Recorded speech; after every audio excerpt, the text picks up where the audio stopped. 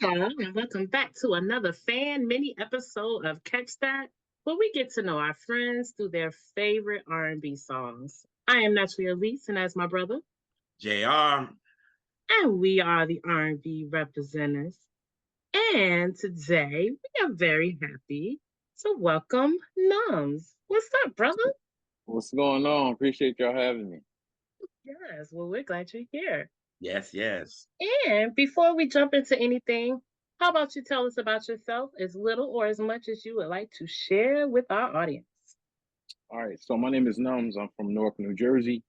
I'm a rapper and a producer, and just a music lover in general, hip hop, R&B, soul music, just about anything. I got a background in gospel, so when I'm doing music, especially like sampling records and stuff like that, that always kind of flows through me. And big fan of soul music especially. And if I could sing, I'll be a singer, trust me. If I could sing, I'd be dangerous. Yeah, I'll stick to the bars. I'll stick to the bars, but yeah, that's one of my favorite genres is oldies and R&B. Just kind of growing up listening to it in the house, mom's older brother, things like that. So just a pleasure being here with y'all. Yes. So how about you tell us what song that you picked to talk about with us today, and do you remember hearing it for the first time? Yeah, so I want to go with Lauryn Hill, X Factor. And I don't think I'm overstating it. For me, in my personal opinion, that's probably like a top 10 to 15 song ever for me. I mean, to this day, I kind of get the same feeling from when I first heard it. I remember walking about a good mile to get the tape, and then getting back a little faster just to go back and hear it, and just rewinding the tape multiple times, hearing X Factor, just everything about it, man. The bridge especially, get that care for me part. Yes. Yeah, that's special. That's one of the ones right there, for sure. Mm-hmm. Yeah. Yeah, it's definitely it is my second favorite song from Miss Education. Okay. But to this day, it's still probably the song that I played the most and have heard the most from Miss Education, like in current times. What's your first? I'm curious. Oh, Nothing Even Matters. Nothing even matters. All right, that's two for me. All right, we good. Interchangeable. It's funny, and to segue to that, I got a song where I sampled that and I used the female on the hook for it. So I got to make sure I get that to y'all as well on one of my prior albums. Yeah. Yes. The song is actually called Nothing Even Matters, produced by my brother Furious South. But yeah, I mean, we'll get to that at the end, but for sure I want to get y'all that. So that's a perfect segue for that. Mm-hmm. Yeah. And I think what always about that song that got me is the, for one, the lyrics, the writing, the pen on it. Yeah. Like, Sure. Yes. But then it's just how Lauren interprets it. Like I believed every single word. She could have been saying anything, and I'd have believed every word that she said. Yes. Like she emoted just right. There was like, it's parts of the song she didn't crack, but she kind of imitated cracking in her voice to show that emotion. But she wasn't really cracking. Her vocals were like flawless on the album, but you could tell she was trying to get that particular emotion out. Mm-hmm. Right. Mm-hmm. I like the lyrics were pretty simple, but I just think that they're just so effective. From like who do I have to be to get reciprocity? Like that's relevant now. Like what do I have to do to get what I'm putting out? And that's relevant to work. That's relevant to relationships. That's relevant to friendships. Mm-hmm. And it's just like what do I have to do? I'm not even asking for more. Like just reciprocate what I'm giving out. Mm-hmm. That's when I at that time I just learned what that word meant. So Lauryn Hill taught me Yeah. This song came out December 14th, 1998, or December 13th, 1998.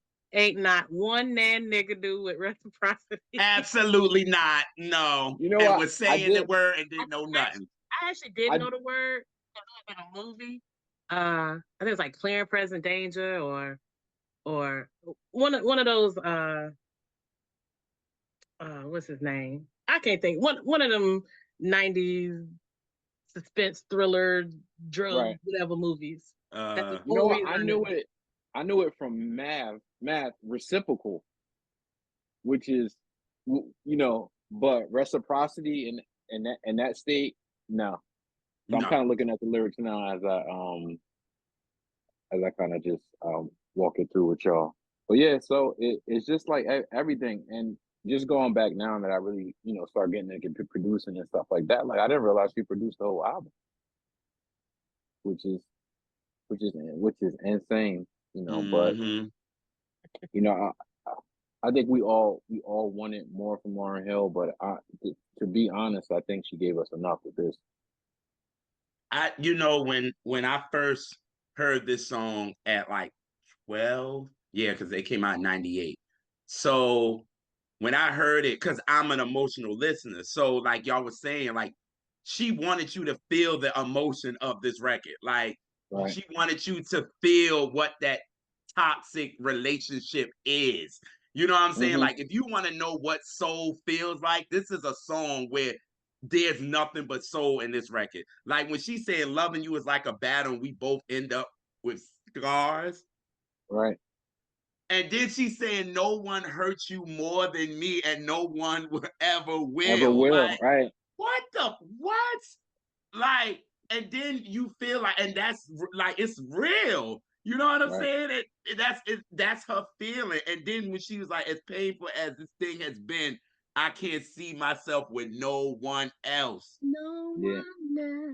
And you know it just it seems like I mean, when you really deep dive into it, like I think we love it. We love the melodies, we love the singing of it, but like this is coming from a place with someone with very low self-esteem. When we really thinking that they're not worth doing better than this person, you're literally acknowledging that, you know, you know, it's a battlefield and all this, and it ain't work.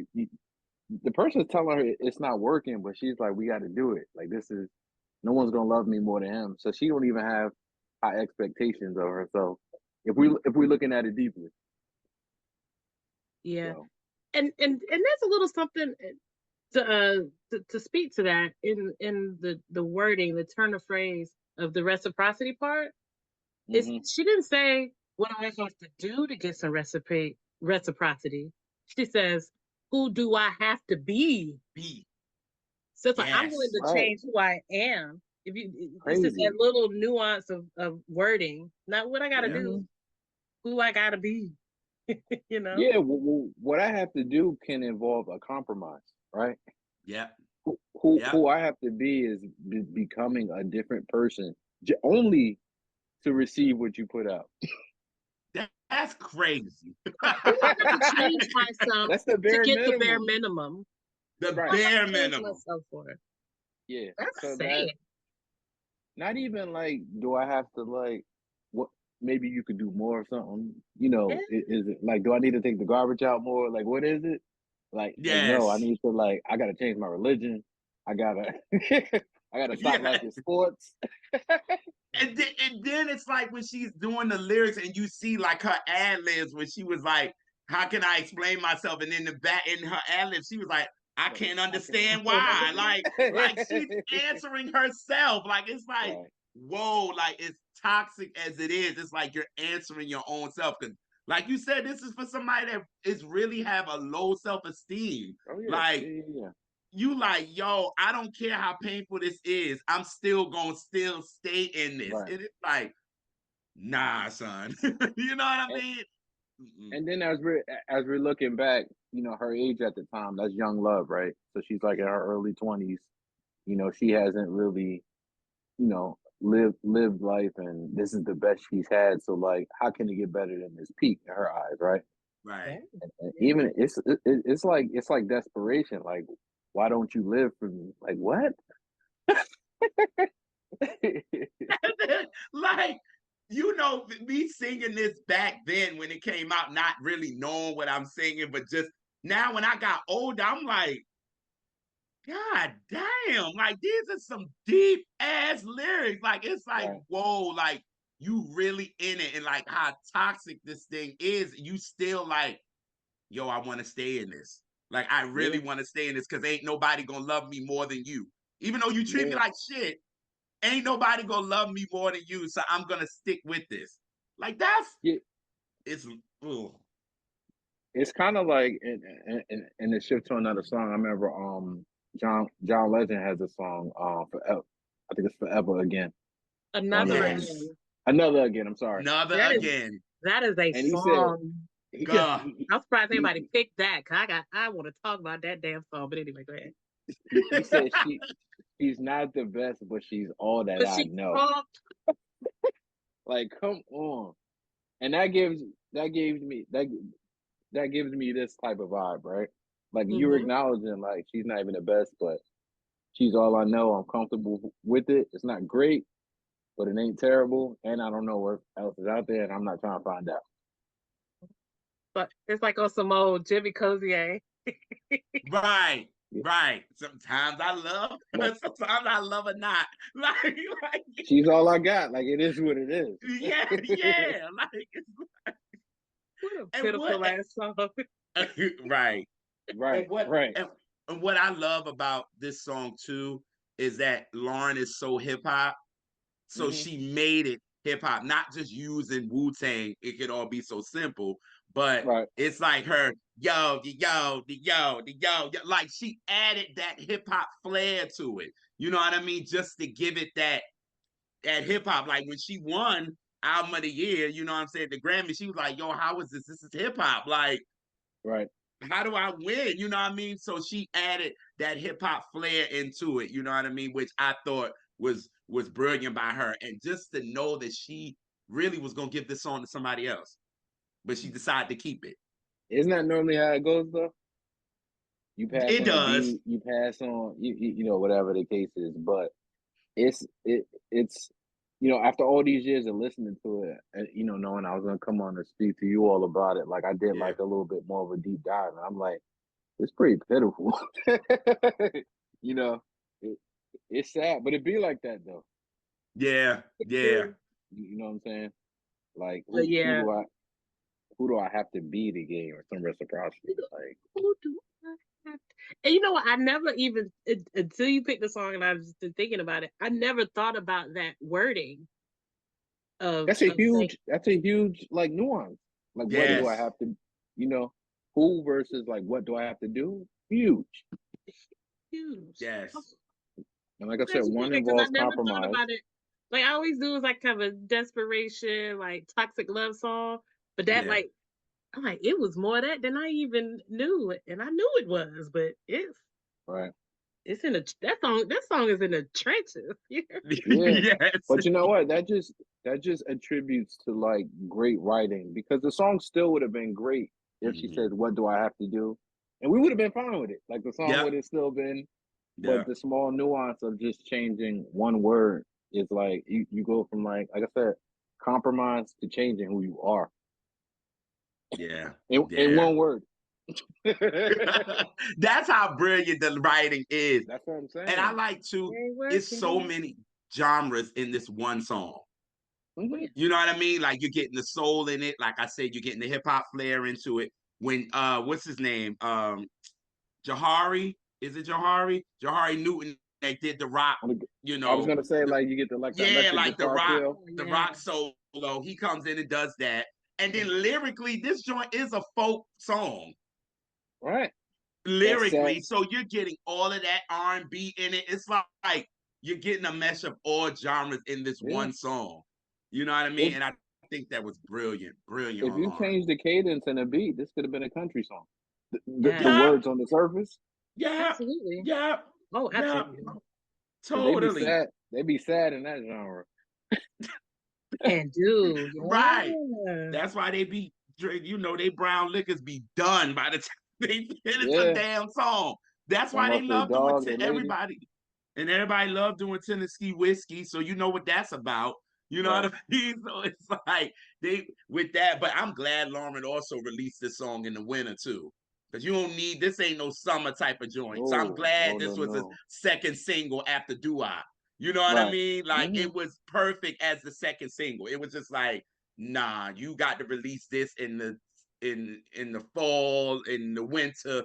And that's why she came out with Everything Is Everything afterwards. You Right, right, needed a song like that right. after this.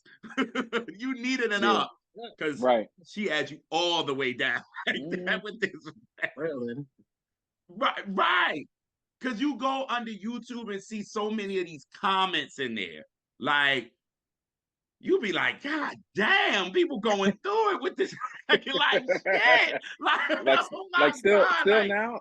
Like still now? yeah, like go under them comments. People like, I was just sitting like, let me stop looking at it because I'm about to start getting sad. Like, no, like, I feel bad. Like, Right. yeah, I'm just thinking everybody, yeah, this is a great song, blah, blah, blah, one of Lauren's best, da, da, da, da, da. No, people are telling they truths up in them comment sections. You was like, Right. well, goddamn. Yeah. Like, I've been here, don't settle for less. yeah. Oh That's my dope. So God. that's definitely a song I play often and I never play it once. Y'all know what's so crazy with me with this song? It's kind of one of them songs now when I listen to the album, I skip. Really? I love the song. I No, love no, the I song know. when I first heard it. But you know, yeah, you from home. Come on. You heard it on Hot 97. You heard it Right. on Kiss. You heard it when there was Kiss. You heard Mm-hmm. it on WBLS. You heard it then.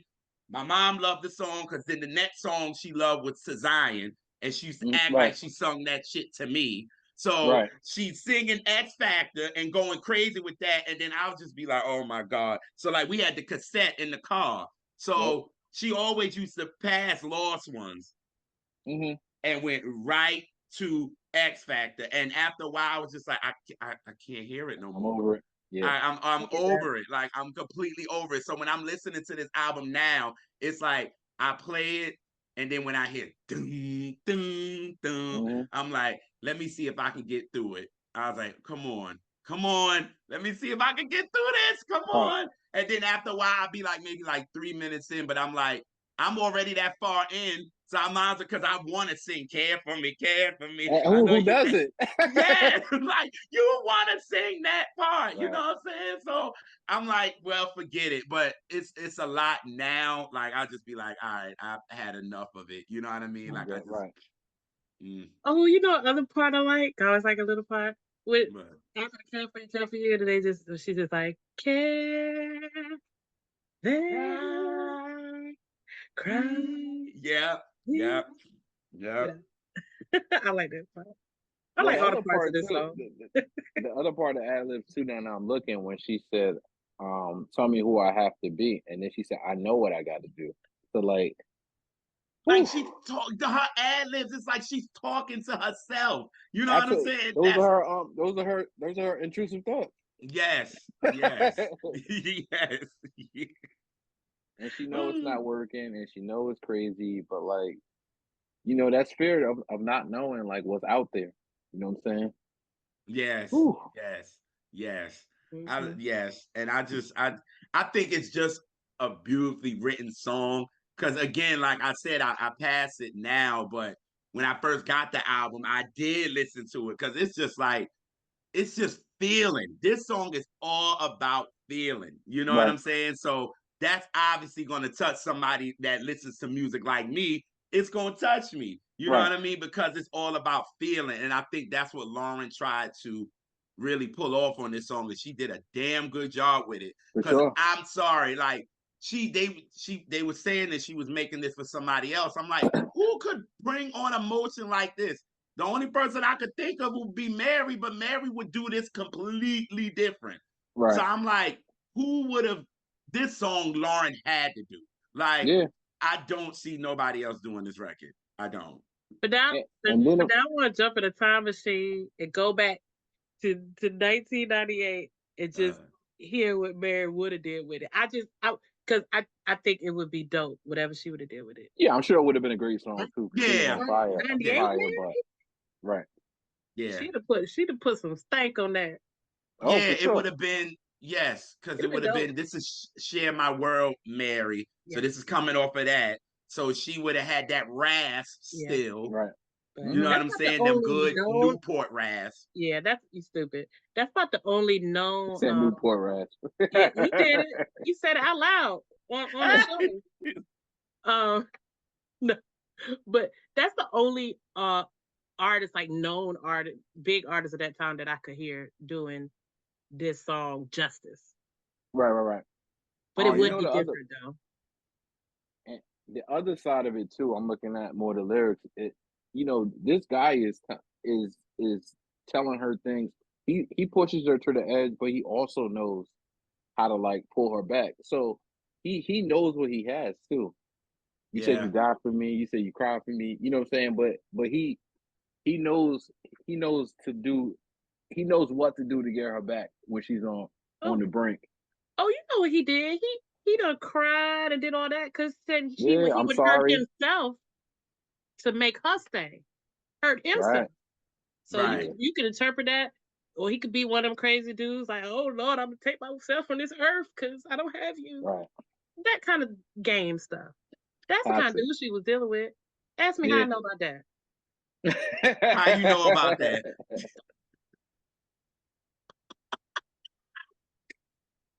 You said ass. You said ass, right?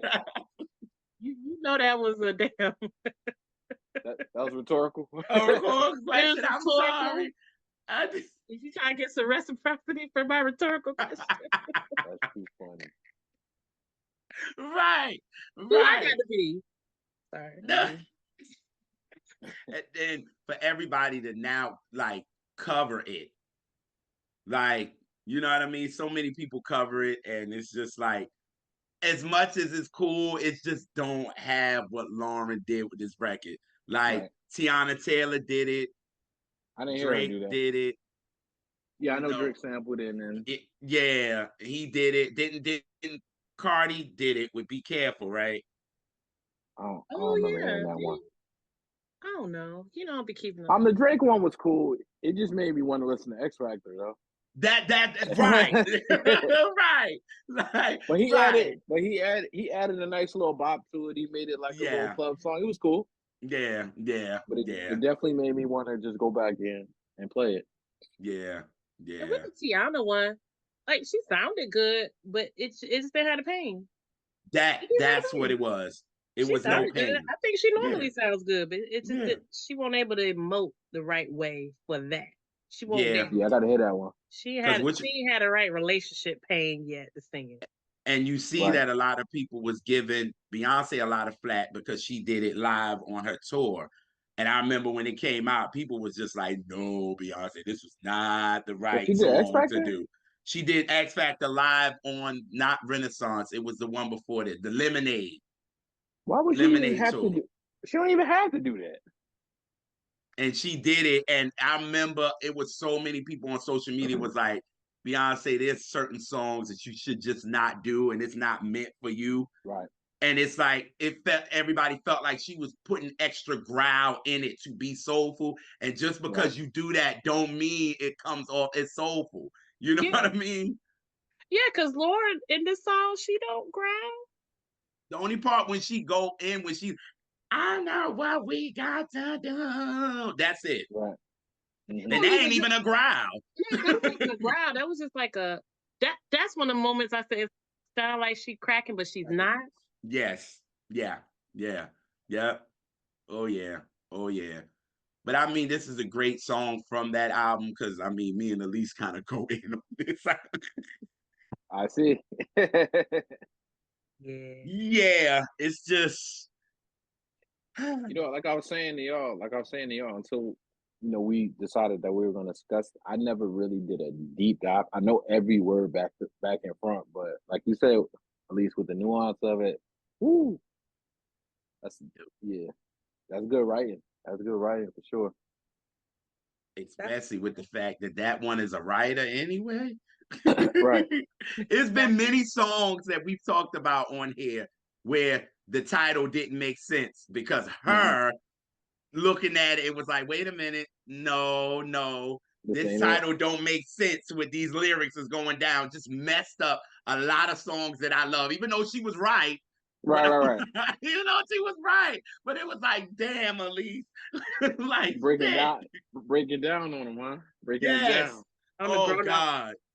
I'm just come to ruin the party. Ain't no Santa Claus, no Easter Bunny, no Tooth Fairy. Right. So what do y'all get out of the meaning of the song title? I mean,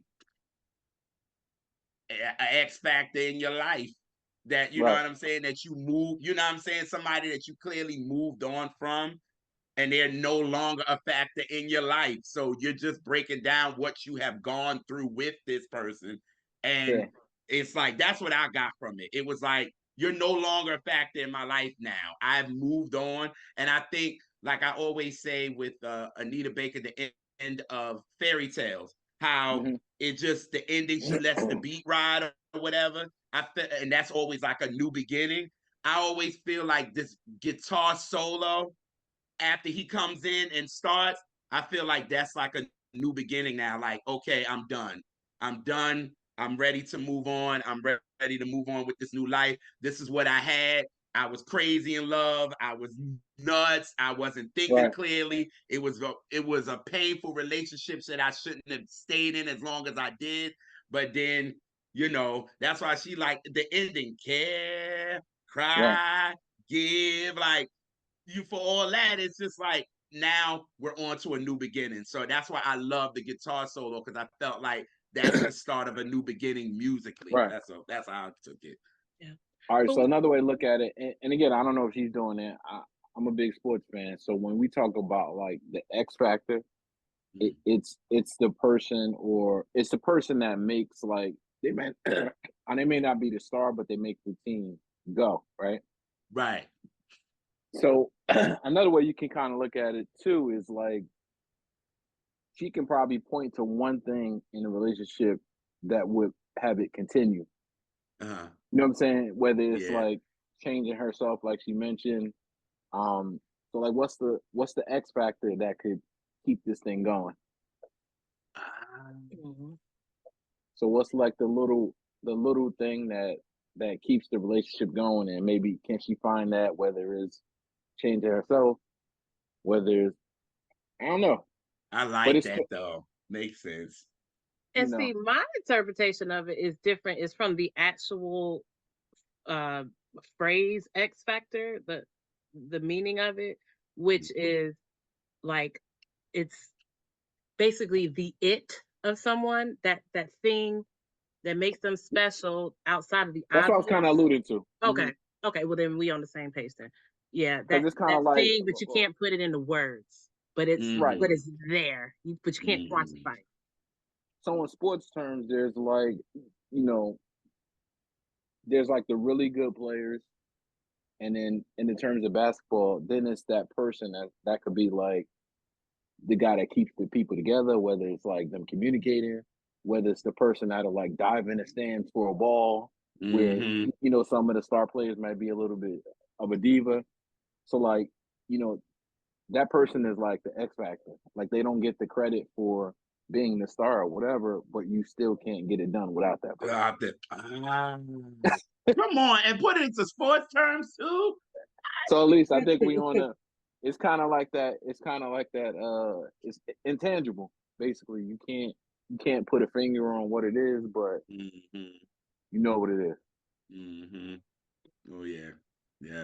Which, when it comes down to love, like, a lot of times when you're in love, someone asks them, well, why particularly do you love that person? And the first thing, you tell us the first thing, you be like, I don't know, it's just it always, it could be somebody who's with 20 years or somebody is fresh love. Sure. Like, you're like, yeah. You know what's crazy? I've been This July I'll be married 14 years, right? Oh, bless me. Thank you. So like I remember maybe like 7 years in, a friend of mine asked me like, how did you know? I'm like, it was just easy. I couldn't say like, oh, she made chicken well, or it was just kind of like it was just easy. That was like that was like a natural response for me. And I can't say what makes it easy. I mean, I could list a few things, but it would, you can't point a finger on exactly what it is. It's a feeling a lot of times. Agreed. Agreed. Yes. Well, thank you, brother. You are welcome. Appreciate y'all having me. I told you. I was like, yo, just bring yourself. That's it. Yeah. It's a great conversation. I love it. I love it. Oh yeah. Oh yeah. He'll be back, y'all. I'm telling him, even though but he will you be know back. What? Save me another again. Oh yeah. Oh, bang, bang, bang, bang, bang. Yeah. I really want to talk about that song. Like I want to too. Yes. That's one. That's like actually one of my favorite. It's not my favorite John Legend song, actually. Yeah, it's definitely in the top 3 to Top 5. five for me. Top 5 for me. Yes. Yeah. That pen on that. Okay, I'm not gonna start talking about it because yes, because we'll go somewhere. We'll go somewhere. Yes. And I wanted to get the whole treatment. Yes. Yeah, that part. Yeah, so whenever y'all ready, if you want to do a few weeks, 2 months, whatever y'all want to do, just JR just get in touch with me and we'll figure it out. Oh yeah, for sure. But before we let you go, how about you tell us how people can find you and if there's anything fun or exciting that you're doing that you want folks to know?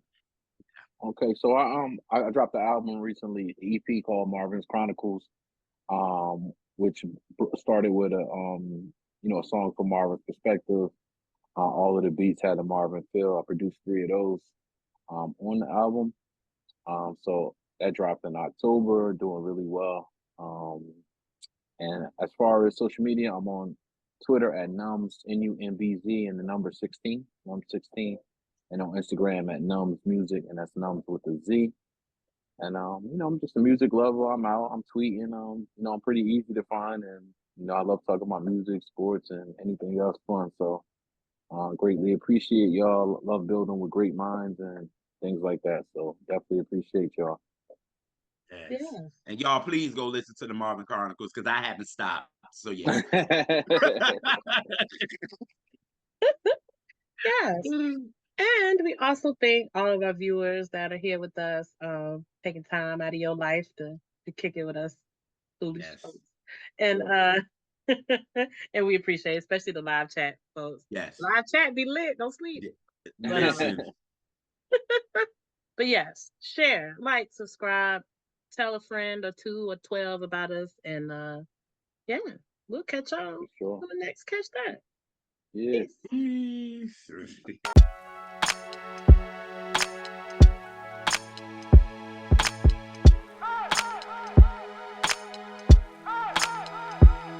Hey y'all, and welcome back to another fan mini episode of Catch That, where we get to know our friends through their favorite R&B songs. I am Natalie Elise, and that is my brother, JR. And we are the R&B representatives. And we are happy to bring back a familiar face. But this time, we'll be talking about a song that he loves, and that is B. Trenton. What up, brother? What's up, family? It's been a minute. Yes, indeed. I'm drinking this time too, just to warn y'all. So. Yeah. I really got something in this time. When we get to what song that our good brother picked, you might need a little you ain't never lie. Just to get through it. But yes, before we get into the song that we need to drink to, how about you tell folks a little bit about yourself, or a lot about yourself? How much you want to tell? Sure thing. So, like my family stated, my name is B. Trenton. I'm a singer-songwriter based out of Atlanta. Been doing music for a few years now. Pretty much just kind of, I feel like I'm still getting my feet wet, honestly. I've been blessed to, be in some great situations. Right now, working on actually a tape with Rodney Jerkins. He produced like the whole tape. So I got to, link up with him and meet him and everything. And man, he was, super cool. So we had great rapport. So that will actually be coming out soon. And yeah, I'm on the meantime, I'm working on my own EP, got some things brewing in the background that I won't speak about right now, but it's looking nice. And shout out to JR. He's literally the first person to support me at B Trenton. Yes, I don't play. He's one of my favorite vocalists, like for real, for real. And then to actually get to meet him and we chilled and hung out, that was dope. Y'all, he sent me back to the hotel. Me and my best friend went to sleep.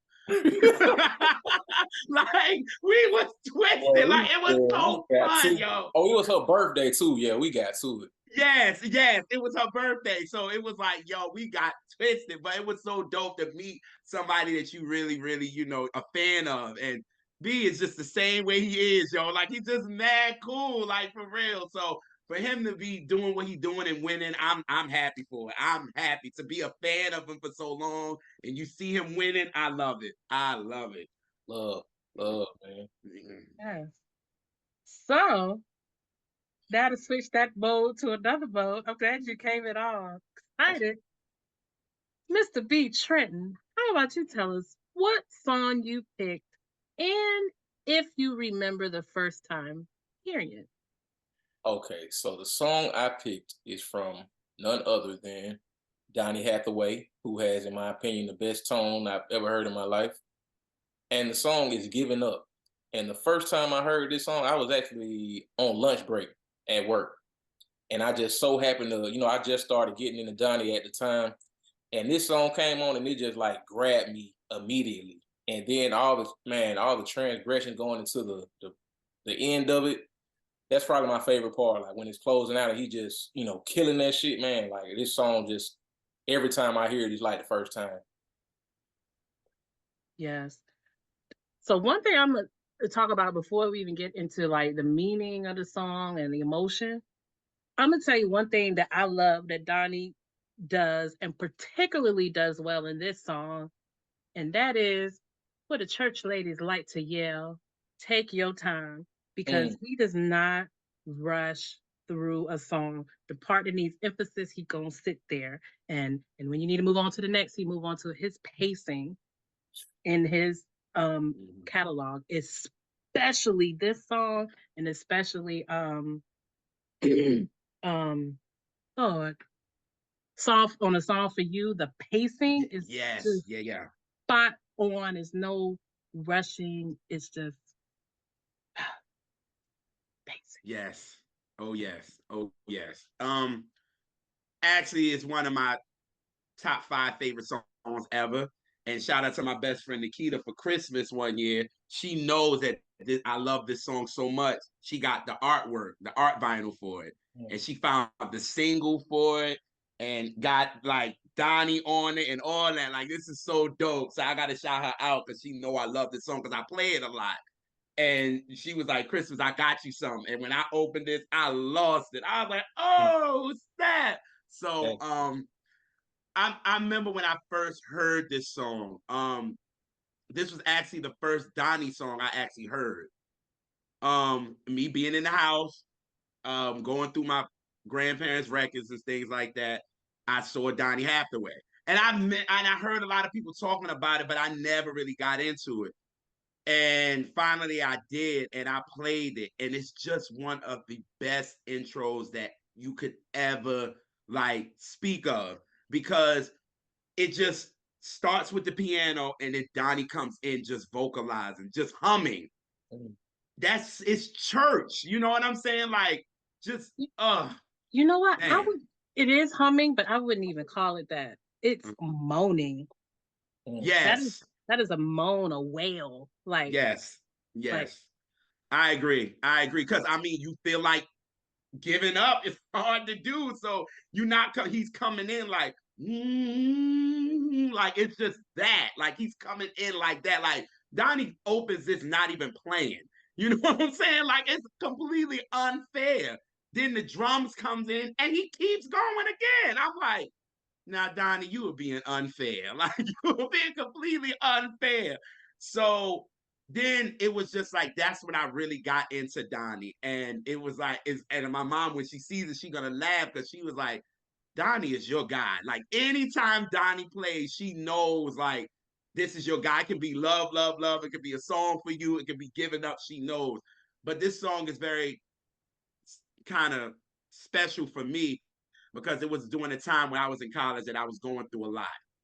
And music is an outlet for me. So I needed a song, because I was just ready to give up.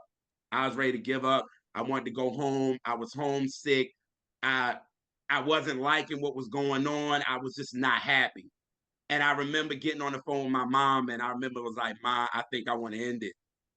I want to end it." And she was like, "Please don't do this. I'm gonna come. I'm gonna come and get you. Don't do this." And I'm like, and I just hung up the phone.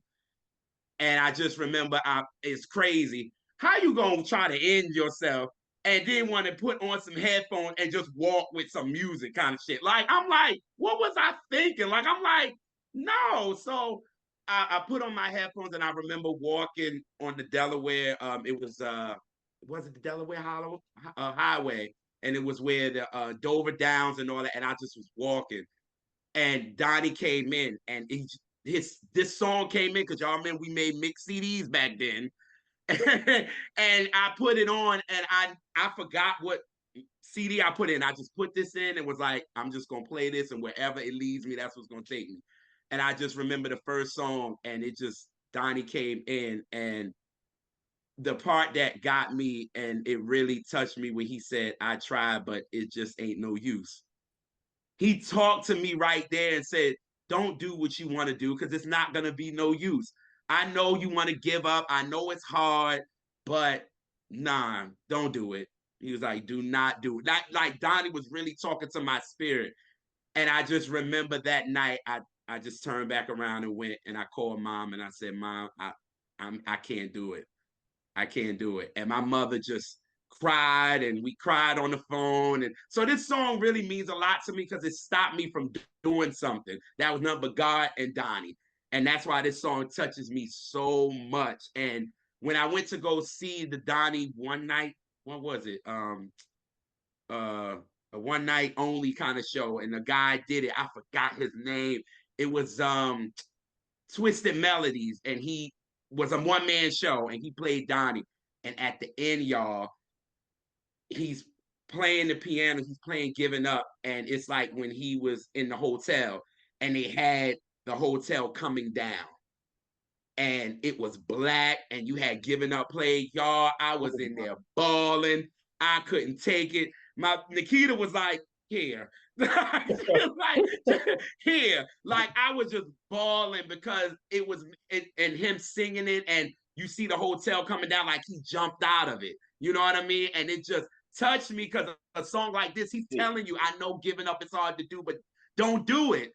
And in that moment, he did it. So it took me somewhere. So this song is always very, very, very special to me. So that's why it was just like, when you picked this, I said, hopefully I can get through this. I was like, I hope I can get through this for real, for real. But I was able to get through it and tell my story a little bit. So love this song down. Love it. Love it. Man, and it's just so like haunting, you know what I'm saying? Knowing how how he ended his life that way. And listen to the song, man, it's just, I don't know, man, it's almost akin to Sam Cooke, Change Is Gonna Come. Like, it kind of gives me that same, like that eerie feeling. Like, it's just soulful. There's so many emotions that's compacted into this song, man. Like, even like Lisa was saying with the wailing he's doing. That's like one of my favorite parts at the end. That when he goes off right there, like, man, I didn't have to ask B to do it. Every time I hear that, I rewind that part. He killed that, man. Like, that was singing. Like, that humbled the hell out of me.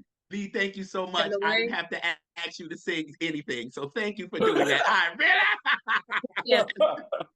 And along with his pacing, I like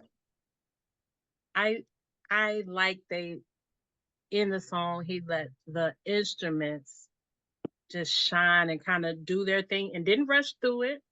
like you felt a certain emotion from that, and it was just the right feels and just the right like it's just sometimes you gotta really trust in the music, and sometimes when you trust in it, it's giving space. It's like you don't have to rush to it if you really believe in it, and it's really touching a good place, or even if it's touching a sad place, like just trusting the music and the musicians to fill in where you're just quiet for a second, like just letting that, it'll give a bigger impact, because then when you come back in, it's just like, whoa, just have to trust your musicians, especially with him letting King Curtis with the saxophone. Like, oh my God, man, that saxophone solo, I was just like, whoo, you know what I'm saying? And it's just so loud and in your face. But like B said, this whole song is haunting. Like, it's very dark. Like, you know what I'm saying? Like, you can't help that. But Donnie brings that across. My mom always says, she was like, Donnie's music is very dark to her. It's very dark. Even the happy songs. Even, yes. They have to them. Yes, and it's just the way, because you know what he's going through. You know what I mean? I call him the man of emotion.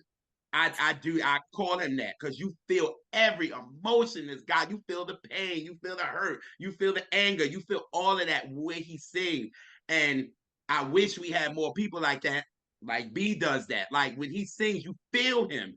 And that's what we need. We need people like that. And Donnie just had a way of sitting at that organ and just letting it flow. Like if y'all listen to the Astrodome that he did live, and it's on YouTube, and it's kind of like a horrible, mix. Somebody recorded it and put it on YouTube or whatever, but it's just like Donnie just goes there, like, and it's just, I would have loved, God forbid, to see him live, man, just to feel that. You know what I'm saying? Like he takes you somewhere else. He takes you on a ride with his voice. And like you said, B, he has one of the most amazing tones you will ever hear. You know what I mean? So he couldn't have came in with, moaning like this if he didn't have the tone that he had. You know what I mean? So, love this.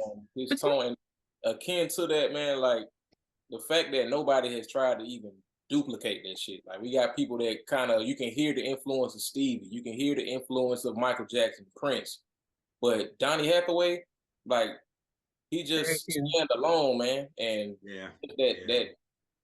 you could tell it came natural. Like he truly was gifted. Like that was a God-given talent. I don't feel like he worked at that at all. He just was born like that.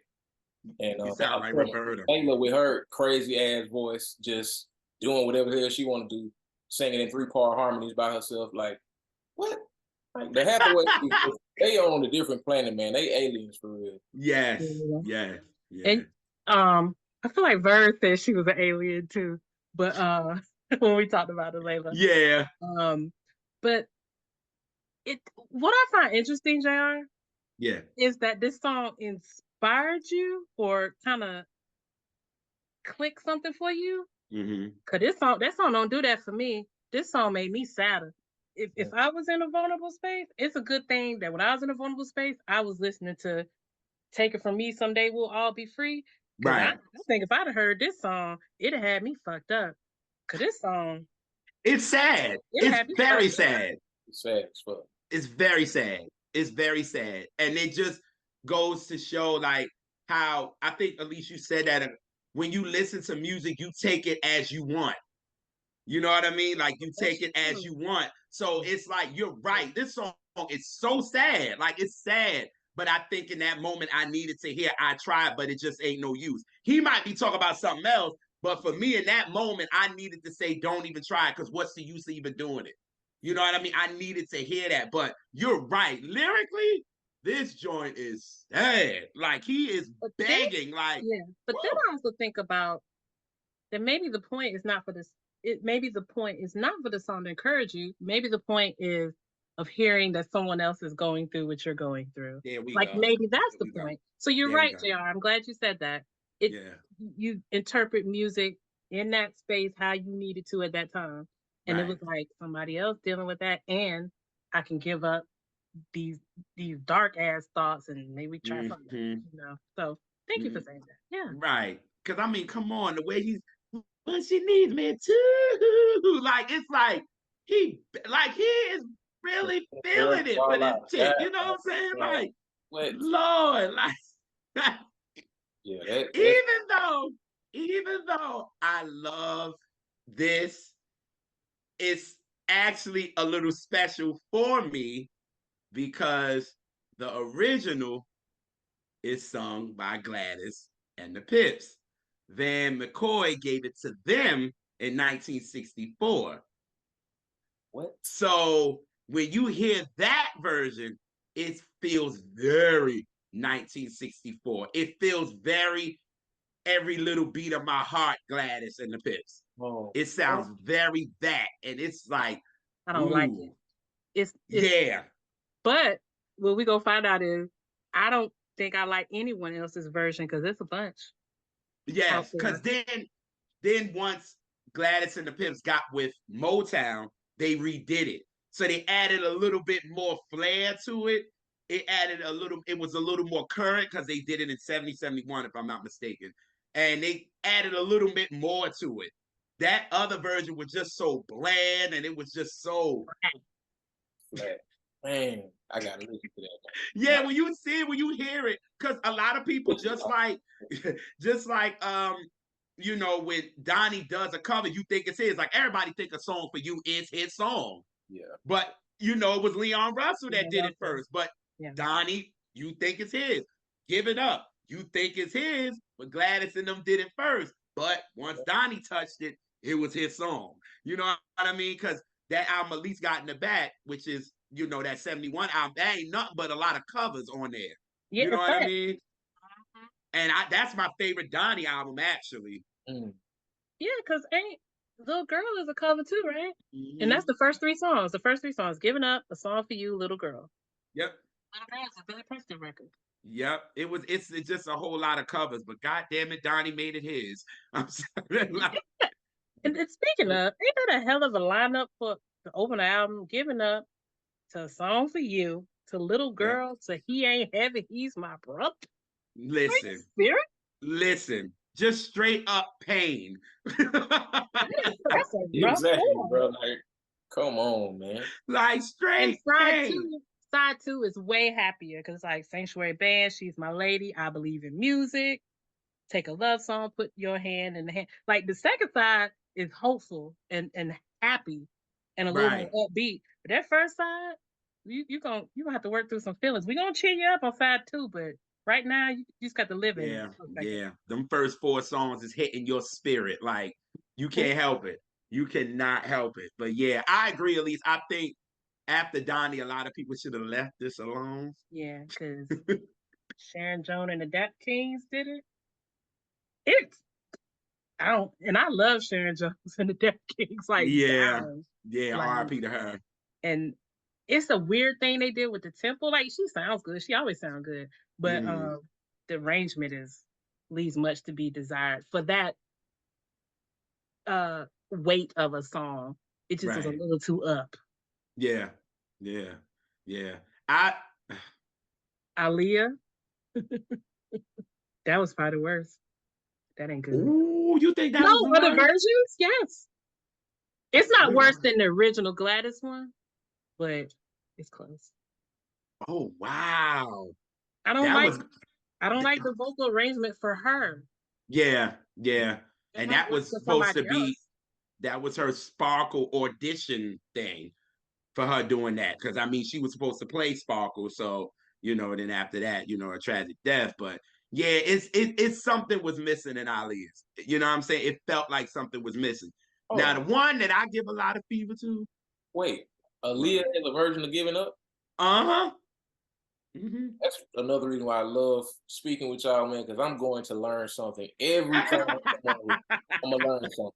I did not know that, but I get Sparkle. Okay, so she was supposed to play Sparkle, and she and then she did the version, and that was gonna be like her audition. You know, because in the original Sparkle, you know, Sister sung "Giving Up."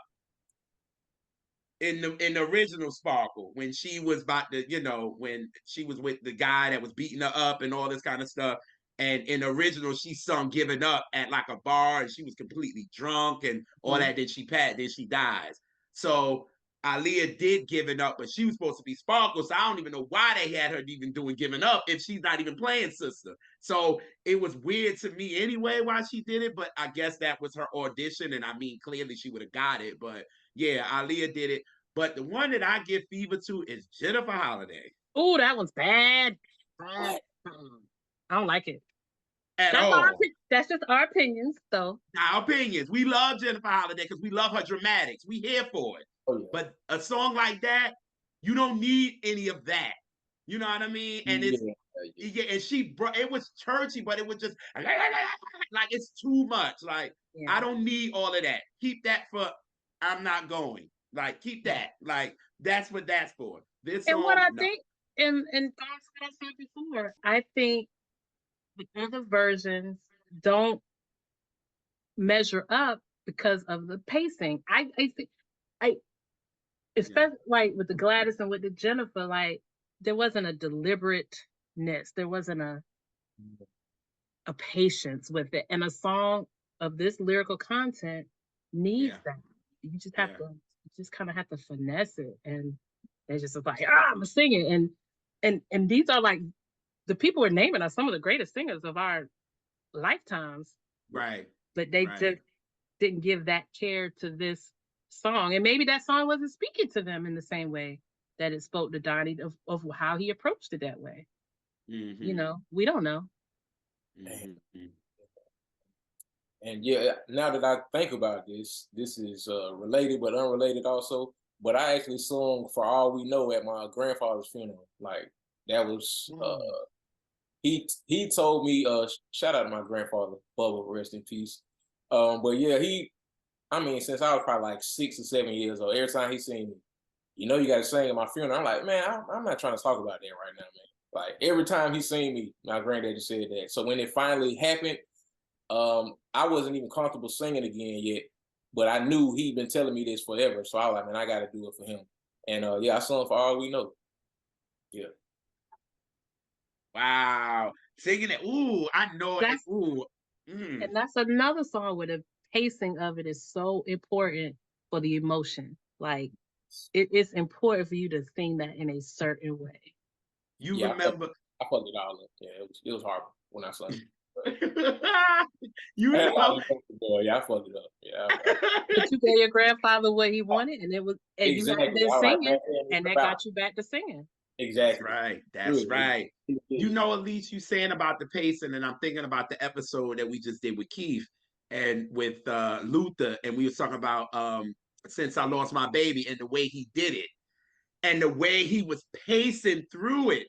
You know what I'm saying? And taking his time with it. So you felt the sadness of him losing his baby. You know what I'm saying? Like dragging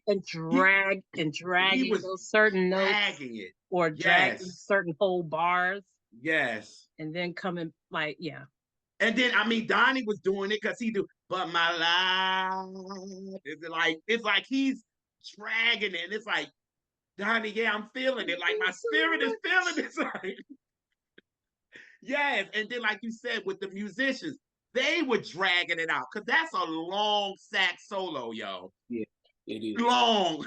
Like it's a long sax solo, and it's kind of like, and then Donnie comes in, like he's dragging these notes out for you to feel him, and I'm like, Donnie, yo, and then he had the nerve to make the song 6 minutes and 20 seconds long. Like, come on, yo, like, oh, come on, like you were trying to touch every emotion, and like Elise said, then you come out of this and go into Little Girl. What are you doing to us? Like, give it up the first track. Oh, so you go from this to Song for You. Yes. Patty. Donnie, my favorite artist, but I hardly ever listen to this album anymore. Because it just, or if I do, it'd be, like I said, side 2. Because it just, like, it does something to me, and I can't listen to it like I used to. I used to play it out, and now I have to But every now and then, especially if some sort of anniversary or just, in a certain mood, I'll listen to it. But I can't just casually listen to it. Like I can't put Giving Up on a playlist. No. I might could sneak Song for You into something that makes it, but Giving Up, I can't. Like I have to listen to that by itself in its own space. Yeah. I agree because to be honest, that's my favorite Donnie album, but I haven't listened to it in a while. I haven't because again, going through that first 4-track run, you're gonna be in your emotions, man. You are ready for what is it? The band, like that one, that track 5. Sanctuary Band on the second. Yeah, Sanctuary Band. Yes. Once you get, you like, God, I need that. Like and you need I believe these. Yeah, you need that. You know what I'm saying? Like you need that because it's like but that was Donnie, and I think Curtis Mayfield realized that because that's who really discovered, quote unquote, him, and he because Choice of Colors wouldn't have been what it was if Donnie didn't arrange it. Mm-hmm. Donnie arranged Choice of Colors, and it wouldn't have been what it was. So Curtis Mayfield saw something, and that's why everybody said Donnie was your favorite's favorite. He was your favorite's favorite. He loved everybody. Like everybody loved him. You know what I mean? Aretha like nobody. You know what I'm saying? Like Aretha don't like nobody. You know what I'm saying? So for her to play with Donnie a lot, you know what I mean? And he did a lot of, he was a musician, so he would play anytime. So, it's just, and for him to be in the industry for so like maybe 15 years and have the impact that he did, it's like, we putting him up there with the Stevies and the Marvins and the this and the that, and they have much of a longer career than he does, but he had such an impact because of his voice. He used his talent, and God did it touch your spirit and soul. And he's the definition of soul. Like the first, I say 38 seconds of Giving Up is soul to me. If you want to know what that feels like, just listen to that first 38 seconds of Giving Up, and that is soul to me. Because if it don't touch your spirit, then I'm going to look at you and be like, you're the devil. Man, I think Big Crit said, if it don't touch my soul, then I can't listen to it. It's that part. That's so important, man. And it's unfortunately one of the missing aspects. It's a bunch of dogs out here. Like I think last time I was talking about Lucky Day, Kenyon Dixon. I got on to him since the last time, but just hearing those appreciation for the feeling, you know what I'm saying? Like the feeling is so important. I was just having this conversation with one of my partners, but Donnie had a way to like even the happy song. Well, actually, now I'm speaking to the perfect people. Magdalena. That's that one. Love Magdalena. Oh my God. Like, is it a happy song or is it not a happy song? It is not happy. No. I figured. It just tricks you. It tricks you because of the tempo. Exactly. And a little old West saloon music behind it. It tricks you. Because you be like, oh yeah. Then you think about it, you're like, shit, nah. It's one of my favorite Donnie songs, actually. Man. And they did the same thing with when Brian Alexander Morgan was on, and he just brought that up at random, thinking that he was like, y'all know about Magdalena? And Elise was like, do we know about Magdalena? Like, what? But Brian Alexander Morgan always try to do that with me. You don't know nothing about this, sir. I probably know more than you do, but go on. And I'm sorry. What? He apologized too. He was like, I'm sorry. Man, I have to revisit that album too. What's the name of the album again? Extension of a Man. Okay. We did an episode with Brian Alexander Morgan. You should check it out. Yes. And the viewers, check that one out. So Please. You can see me get emotional for, I think, about the only time I ever got emotional on an episode ever. Yes. And then you actually got the one time that you see Brian just sit still. I was like, what? That's all I had to do to get you quiet is just get emotional. Shit. Right. You get emotional for Brian to sit still. Like, for real. Yeah, like, and actually, I think that episode is one of our most serious episodes where we ain't playing around too much on that one because it's a heavy album, you know. Very, We ain't very. do too much playing on that one. A Donnie little bit. he would just, all his albums are just heavy. All of them. Like, yo, he start everything is everything with I Hear Voices. Yes, like he's starting off the break, you know what I mean? And then go to this album is 71, and then you go to Extensions of a Man. He starts with Lord Hear My Cry. So he's starting these off with such, he's like, Donnie is like, this is me and this is how I am musically. So I'm gonna start y'all with this. I'm emotional, and that's just what it is. So I'm not changing that up. And that's what he did with every album and shit, with every damn song. You know what I mean? Even when you think of like the up tempos with him and Roberta, Where's the Love? That's a sad ass song. Like, Yeah. Was it just a lie? But just because it's a duet, everybody is like, oh, this is so sweet. No. Are y'all listening to it lyrically? And the music is like. Yeah. Donnie had a way of tricking us. Yeah, that really is a deceptively sad song. That's like on some Hair Melvin and the Blue Notes. We gonna sing this disco song, but it's sad. Right. That part. That part. We gonna sing a song about bad luck, and you go dance. Shout out to Gamble and Huff. Oh my God. Oh God. Sometimes to get people to talk about sad or heavy things, you have to approach it from that way to make it accessible. Yeah. And then you think about the words later and you're like, oh shoot. Okay. And that's exactly what happened with Giving Up, because I fell in love with it before I realized what the hell I was falling in love with. And then once I heard the lyrics, I was like, oh my God, this is a sad song. Oh, it just made me feel so good because I'm just getting the feeling and all the emotion, and I'm not even listening to it because he's saying so damn good. It takes me a few listens to really take in the lyrics. And yeah, that's exactly what happened with Giving Up. I was like, man, now I think about it, it's a sad ass song, bro. Like, and that's the thing. Well, I love it. Shit. Yeah, right. JR, I love that you brought up Luther because Luther did that too.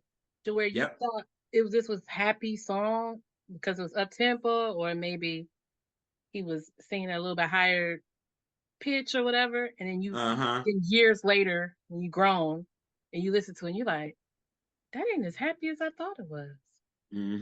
So to get you to think.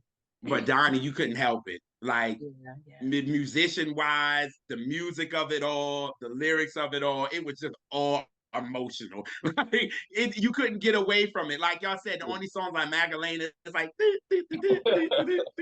but it's still sad. Like Donnie couldn't help that. And obviously because of, him being sick and all that, he just put that all in there. And it's just, God, we missing something like that. Like, but Donnie is one of one for real. Like he's just one of one. And I'm like you said, a lot of people don't try to cover him, but when they do, I'll be like, now watch it now, because like Elise said, he is pace. He takes his time. He finesses through a record. Don't try to just sing it to just sing it. Finesse this thing. You know what I'm saying? Like, and when you do, that's why the song is so long. It's 6 minutes, even though the radio edit is like 3 minutes or what? 3 minutes and 50 seconds. But and the song don't have a lot of words because I was picking when I was on the Luther episode. I kept saying this song got a lot of words. This song doesn't. In fact, it's the first two verses basically repeating itself. So it's such an impact with a small amount of words. Yep. This is when the music and the lyrics and everything just fall together for real, and that's why it's such beautiful song. God, I love this song. And one of the few people that can do that pacing and why I will always respect their covers is Layla. Because if you listen to her catalog, especially the further you get in her catalog, there's a pacing, there's a patience. I'm not gonna rush the note. I'm just gonna let the note come that you can feel.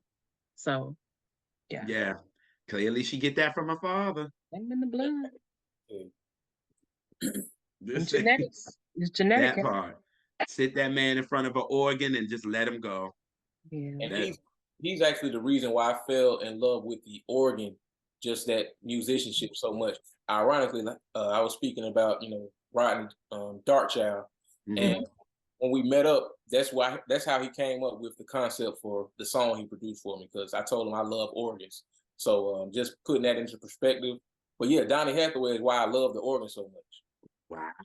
Well, I can't wait to hear that song. Me too. Make sure you send it to us. Yeah.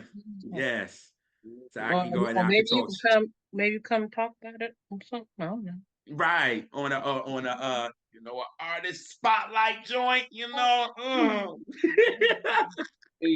No pressure. at all. Nah, I would love to do that for real. I love it. I love it though. Thank you, B Trent, for picking this song. I think this is a little therapy I to talk about it. Yes. Like Oh I feel yeah. better. Oh yeah. I feel better now. And I thought I would be Yes. all sad talking about it, but actually it's such a beautiful song, regardless of the content. It's just beautiful, and I get happy from just the beauty of the song. Yeah. Yeah. Oh yeah. Oh yeah. Yeah. Thank you, brother. So, how about you tell folks how they can find you and any last words you want to leave us with? The floor is you. Sure thing. So all my social media handles are B Trenton Music. So TikTok, even though I rather post on there, Instagram, X, Twitter, whatever they call them these days. So yeah, all my stuff is B Trenton Music. Again, I have this project I'm working on with Darkchild called The Culture Tape Volume 1. So by the time this airs, it'll be out. So definitely want to check that out. And man, just much love to you all again, man, for just making me feel at home. And this is never feels like an interview. It just feels like we're having a conversation. And I truly appreciate it. Nah. I'm glad you said that, because that always been our goal of not interviewing, just to be having a chat, a talk. Yes, So, that's it. That's it. Yes. Yes. And we thank everyone for hanging out with us. Please like, subscribe, and share if you have not already, or tell a friend about us and let us have some more cousins and our little family we got going on here. And we will catch y'all on the next Catch That. Peace. Oh, really?